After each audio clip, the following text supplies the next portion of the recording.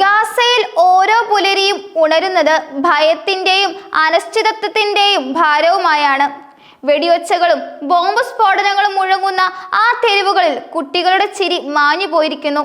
പകരം അവിടെ അവശേഷിക്കുന്നത് പൊള്ളിയടർന്ന സ്വപ്നങ്ങളുടെയും ഉറ്റവരെ നഷ്ടപ്പെട്ടവരുടെ തേങ്ങലുകളുമാണ്. സ്വന്തം വീടുകളിൽ നിന്ന് പുറത്താക്കപ്പെട്ട് വിശപ്പും ദാഹവും സഹിച്ച് ജീവൻ നിലനിർത്താൻ വേണ്ടി മാത്രം ഓടി നടക്കുന്ന ഒരു ജനതയുടെ വേദനയാണ് ഗാസ. അവർക്ക് മുന്നിൽ രക്ഷപ്പെടാനുള്ള വഴികളില്ല, മറിഞ്ഞിരിക്കാൻ ഇടങ്ങളില്ല. ഓരോ നിമിഷവും മരണം അവരുടെ തൊട്ടടുത്ത് പതിയിരിക്കുന്നു. അതേസമയം 22 മാസങ്ങളായി തടവറയിൽ കഴിയുന്ന തങ്ങളുടെ പ്രിയപ്പെട്ടവരെ ഒരു നോക്ക് കാണാൻ കൊതിച്ച് അവരുടെ കുടുംബങ്ങൾ ഉറങ്ങാതെ കാത്തിരിക്കുകയാണ്. ഓരോ വാർത്താക്കുറിപ്പിലും ഓരോ സൈനിക നീക്കത്തിലും അവരുടെ നെഞ്ചിടിപ്പ് കൂടുന്നു. തങ്ങളുടെ പ്രിയപ്പെട്ടവരുടെ ജീവൻ അപകടത്തിലാണെന്ന് അവർ ഭയപ്പെടുന്നു. ഈ യുദ്ധം അവസാനിപ്പിക്കാനും അവരെ തിരികെ കൊണ്ടുവരാനും വേണ്ടി അവർ തെരുവിലിറങ്ങി കണ്ണീരോടെ യാചിക്കുകയാണ്. ഇത് 2 ജനതകളുടെ കഥയാണ്. ഒരാൾ അതിജീവനത്തിനായി പോരാടുമ്പോൾ മറ്റേയാൾ തൻ്റെ പ്രിയപ്പെട്ടവരുടെ മോചനത്തിനായി യാചിക്കുന്നു. ഇത് ആയുധങ്ങൾ കൊണ്ട് നേടാനാവാത്ത സമാധാനത്തിന് വേണ്ടിയുള്ള ഒരു വിങ്ങലാണ്. ഒരു ജനതയുടെ മുഴുവൻ ഹൃദയവേദന ഈ നീണ്ട യുദ്ധകാലത്തിന് മുന്നിൽ തുറന്നു കാണിക്കുന്നു. ഗാസയിൽ മനുഷ്യരുടെ ജീവനും കണ്ണീരും അപകടത്തിലാകുമ്പോൾ ഇസ്രായേൽ സർക്കാർ ഇപ്പോഴും യുദ്ധത്തിന്റെ തീയിൽ എണ്ണ ഒഴിച്ചുകൊണ്ടിരിക്കുകയാണ്. പ്രദേശത്തെ ഏറ്റവും ജനസാന്ദ്രതയുള്ള മേഖലകളിൽ സൈനിക ആക്രമണം ശക്തമാക്കാനുള്ള പദ്ധതികൾ പ്രഖ്യാപിച്ചിരിക്കുകയാണ് നെതന്യാഹു ഭരണകൂടം.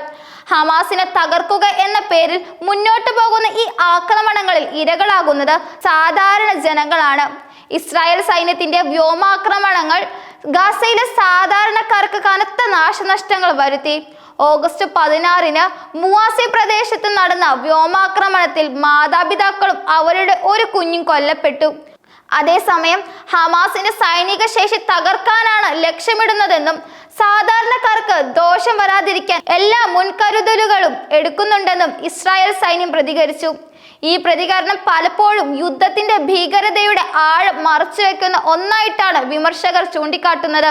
22 മാസമായി തുടരുന്ന യുദ്ധത്തിൽ കുടുങ്ങിക്കിടക്കുന്നത് നിരപരാധികളായ ഒരുപാട് മനുഷ്യരാണ്. കൂടാതെ ഈ സാധാരണക്കാരിൽ ചിലരെ ബന്ദികളുമാക്കിയിട്ടുണ്ട്. ഈ മനുഷ്യർക്ക് വേണ്ടിയാണ് അവരുടെ കുടുംബങ്ങൾ രാജ്യവ്യാപകമായി സമരം ആരംഭിച്ചത്. യുദ്ധം അവസാനിപ്പിച്ച് ജീവൻ രക്ഷിക്കുക എന്ന് അവർ ആവശ്യപ്പെടുമ്പോഴും സർക്കാരിന്റെ ശ്രദ്ധ രാഷ്ട്രീയ ലാഭത്തിനായുള്ള യുദ്ധത്തിന്റെ തുടർച്ചയിലാണ്. ബന്ദികളുടെ മോചനത്തിന് മുൻഗണന നൽകണം എന്ന ആവശ്യവുമായി മുൻ സൈനിക ഇന്റലിജൻസ് മേധാവികൾ പോലും മുന്നോട്ട് വന്നിട്ടും നെതന്യാഹു ഭരണകൂടം അവരുടെ ശബ്ദം അവഗണിക്കുന്നു എന്നത് വേദനാജനകമാണ്. പ്രധാനമന്ത്രി ബെഞ്ചമിൻ നെതന്യാഹുവിന് തന്റെ അധികാരം നിലനിർത്താൻ യുദ്ധം തുടരേണ്ടത് അത്യാവശ്യമാണെന്ന ഒരു രാഷ്ട്രീയ സാഹചര്യമാണ് നിലനിൽക്കുന്നത്. ഹമാസിനെ പൂർണ്ണമായി തകർക്കുന്നതിൽ പരാജയപ്പെട്ടു എന്ന് വരുമ്പോൾ അദ്ദേഹത്തിന്റെ രാഷ്ട്രീയ ഭാവി അപകടത്തിലാകാൻ സാധ്യതയുണ്ട്. അതുകൊണ്ട് തന്നെ ബന്ദികളുടെ മോചനത്തിന് വേണ്ടിയുള്ള നീക്കങ്ങൾ വൈകുന്നത് പലപ്പോഴും അദ്ദേഹത്തിന്റെ രാഷ്ട്രീയ താല്പര്യങ്ങളുമായി ബന്ധപ്പെട്ടതാണ്. യുദ്ധവെറിയേക്കാൾ വലിയ കൊലയാളിയാണ് പട്ടിണി. ഗാസയിൽ 251 പേരുടെ മരണം പോഷകാഹാരക്കുറവ് മൂലമാണെന്ന് ഔദ്യോഗിക കണക്കുകൾ പറയുന്നു. കുടിവെള്ളമില്ലാതെ രോഗങ്ങൾ പടർന്നു പിടിച്ച സാഹചര്യത്തെ ഐക്യരാഷ്ട്രസഭ പോലും ഭീകരാവസ്ഥ എന്ന് വിലയിരുത്തി.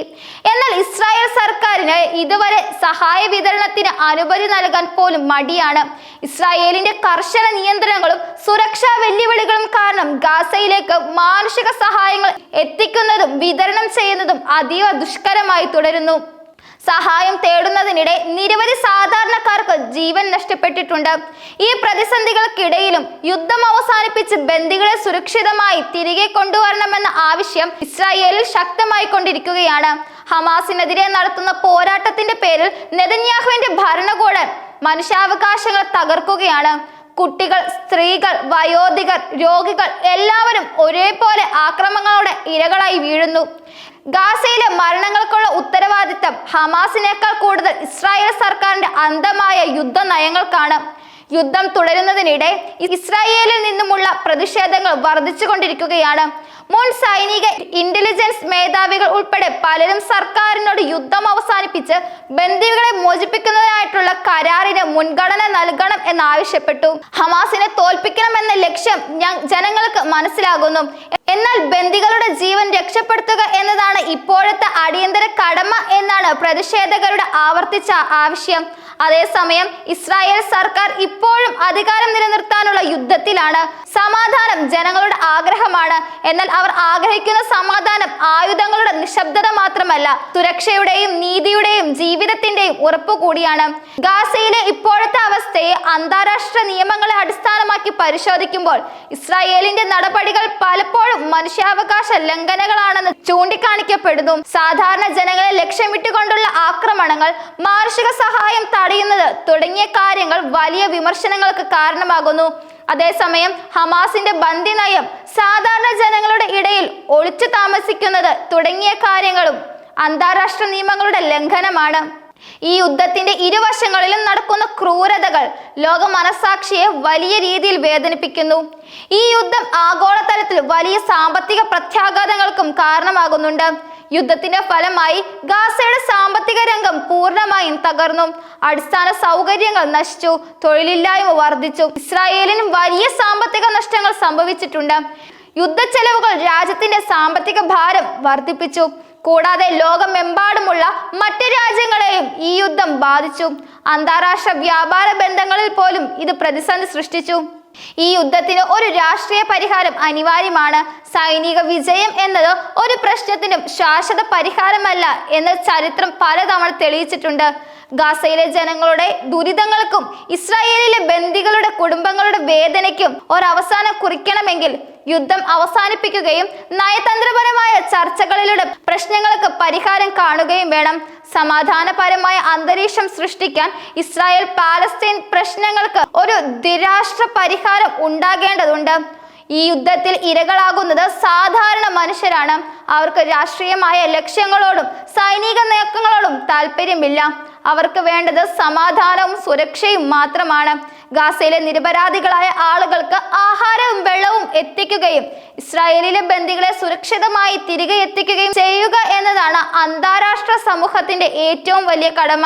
ഈ യുദ്ധം ഒരു വിഭാഗത്തെ പൂർണ്ണമായി ഇല്ലാതാക്കാനുള്ള ശ്രമമല്ലെന്ന് ഇസ്രായേലും ഹമാസിനെ പൂർണ്ണമായി ഇല്ലാതാക്കാൻ കഴിയില്ലെന്ന് ഹമാസും തിരിച്ചറിയേണ്ടതുണ്ട്.